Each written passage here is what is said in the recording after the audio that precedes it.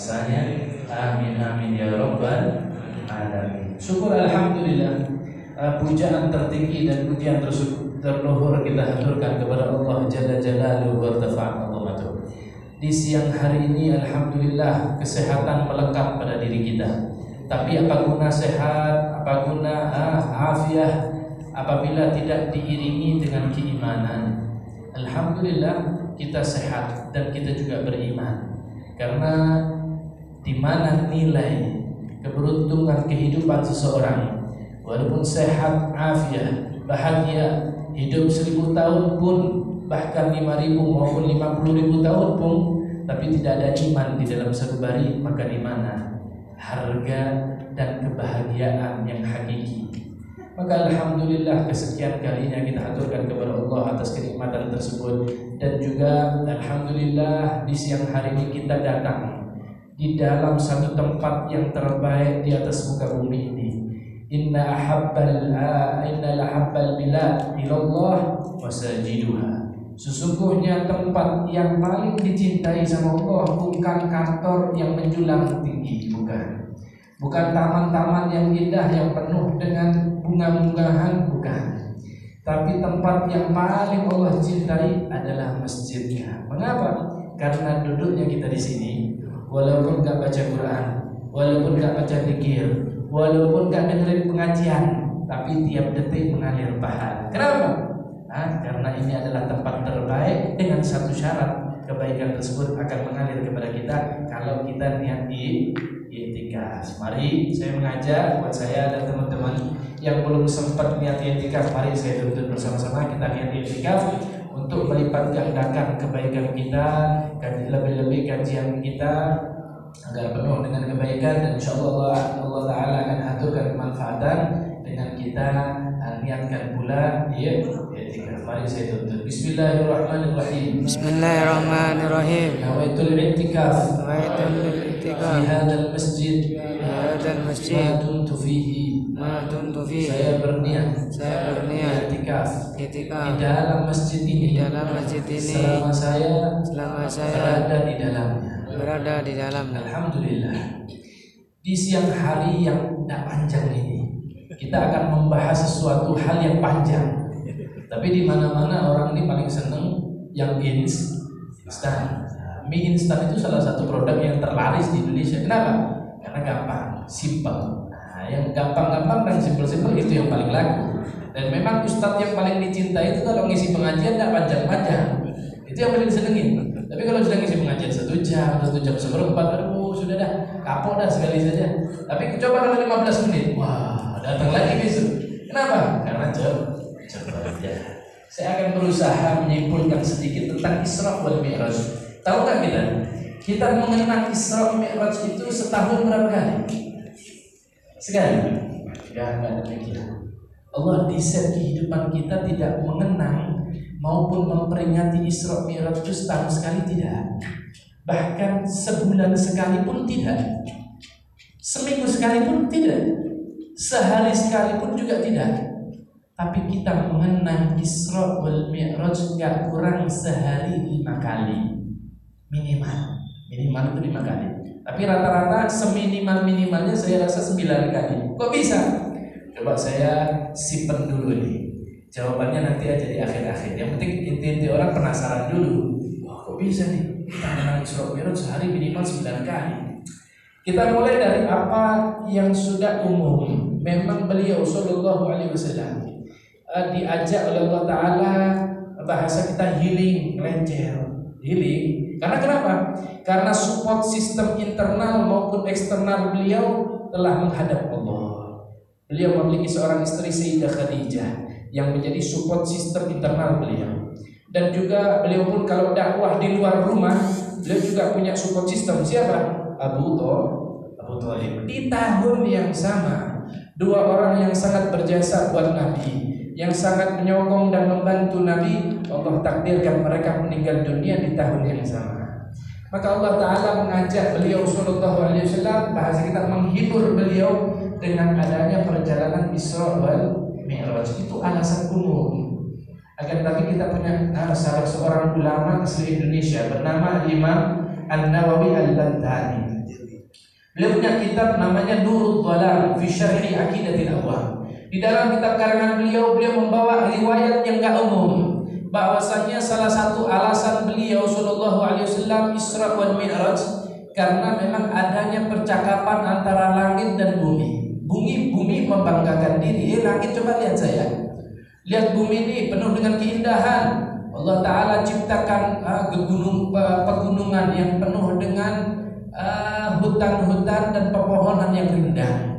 Allah Subhanahu wa Ta'ala ciptakan saya, di dalamnya ada sungai-sungai yang mengalir, airnya bening hingga apa yang di bawah air tersebut terlihat jelas. Ikan yang berenang, bebatuan yang indah. Bumi membanggakan diri dengan keindahan-keindahannya. Maka langit melihat argumen bumi demikian, dia gak mau kalah. Dia mengatakan, bumi jangan salah. Kau lihat bintang yang berkilauan itu adanya di langit. Begitu juga rembulan yang cahayanya menenangkan. Saya dan Anda kalau tidur di kamar, lampunya 50 watt, kira-kira mimpinya mimpi apa? Kebakaran mestinya, karena terlalu terang. Tapi Allah Ta'ala ciptakan rembulan itu cahayanya tidak sakit ke mata, walaupun purna, walaupun sempurna. Di malam 13, 14, 15 itu terang-terangnya malam. Walaupun satu kota mati lampu, tapi kalau bulannya purnama itu jalan terlihat. Bahkan benda-benda memiliki bayangan. Tapi walaupun purnama, kalaupun kita tidur di malam hari tanpa atap, hanya beratapkan langit, dan juga langsung kelihatan rembulan, sinarnya langsung mengena pada diri kita, gak akan sakit mata. Saya rasa pasti tidur dan pasti srek, pasti enak tidurnya. Dan Allah ciptakan rembulan yang begitu indah dan menenangkan, itu adanya di langit. Dan langit pun mengatakan, wahai bumi, kalaupun kau membanggakan detail-detail keindahanmu, itu nggak ada seujung kukunya keindahan di dalam surga. Kalah bumi dengan argumen yang dikatakan oleh langit. Awalnya bumi mau sombongin diri, tapi tahu-tahu dia kalah. Akhirnya bumi cari argumen lagi. Oh langit, saya lebih baik daripada dirimu. Kenapa? Di dalam bumi ada Ka'bah al-Musharrafah. Ada bangunan yang dibangun oleh kakek Nabi Allah Ibrahim, yang mana tawaf di dalamnya banyak di antara para anbiya, para aulia, para sholihin, para mukminin. Mereka datang dari seluruh penjuru dunia dan mereka tawaf di dalam Ka'bah tersebut. Maka langit mengatakan, oh demikian. Di bumi ada tempat suci, bahkan tawaf di dalamnya para anbiya, para rasul, para aulia, para mukminin, para sholihin. Maka langit mengatakan jangan salah. Di langit itu, di atas langit ketujuh ada satu wilayah namanya Baitul Ma'mur. Itu sama ada kotaan juga, ada persegi juga. Dan Allah setiap hari memasukkan 70.000 malaikat ke dalam Baitul Ma'mur untuk malaikat tersebut tawaf di dalam persegi tersebut. Dan mereka nggak keluar sepanjang masa. Jadi malaikat ini tiap hari dikurangi 70.000. Tapi tidak habis-habis. Ila yaumil qiyamah dikurangi terus. Masuk ke Baitul Ma'mur, ngapain mereka? Tawaf di dalamnya, dan mereka nggak akan kembali ila yaumil qiyamah. Dan langit pun mengatakan, wahai bumi, para anbiya, para rasul, para aulia, para mukminin, para sholihin yang kau banggakan, yang datang ke rumahnya Allah, yaitu di Ka'bah Musharrafah, ketahuilah kalau mereka meninggal dunia, arwah mereka nongkrongnya di surga. Dan surga adanya di mana? Di langit. Kalah lagi argumen bumi. Maka bumi terakhir mengatakan kepada langit, wahai langit, ketahuilah ada satu hal yang pasti kau tak punya, dan ini menunjukkan keutamaan saya di atas keutamaan dirimu. Apa? Anna sayyidul wujud wa sayyidu ahbabillah, sayyidul rusul, imamul makhlukin, habibi rabbil alamin, Nabi Muhammad sallallahu alaihi wasallam adanya di bumi, tidak di langit. Maka langit pun, ya bahasa kita kincep, nggak bisa ngomong apa-apa. Benar memang, Nabi adanya di bumi dan Nabi nggak di langit. Maka langit pun bermunajat, ya Allah, wahai Zat yang mengabulkan doa-doa hamba yang terdesak. Ini kita kalau mau memetik hikmah di dalam surah Mi'raj itu 1 juta dan segudang hikmah, banyak banget. Ini langit saja kalau berdoa kepada Allah nggak seperti kita. Kalau kita ya Allah, Allahumma sukses, Allahumma lulus, Allahumma nilai baik. Tapi kalau langit mau berdoa, muji Allah dulu.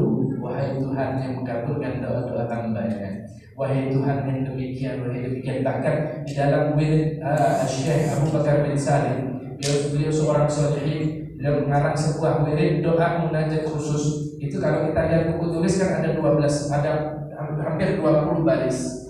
Itu 16 baris isinya pujaan dan pujian terhadap Allah. Permintaannya berapa baris? Permintaannya cuma 1 baris, 2 baris. Akhirnya isinya sholawat.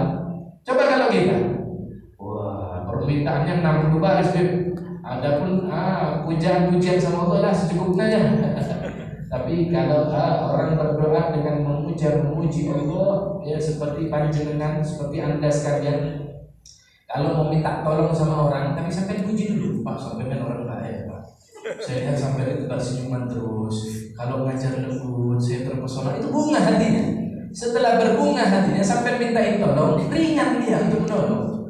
Begitu juga langit, ketika dia memuji Allah di akhir munajatnya, dia mengatakan, ya Rabb, saya kalah dengan argumen bumi.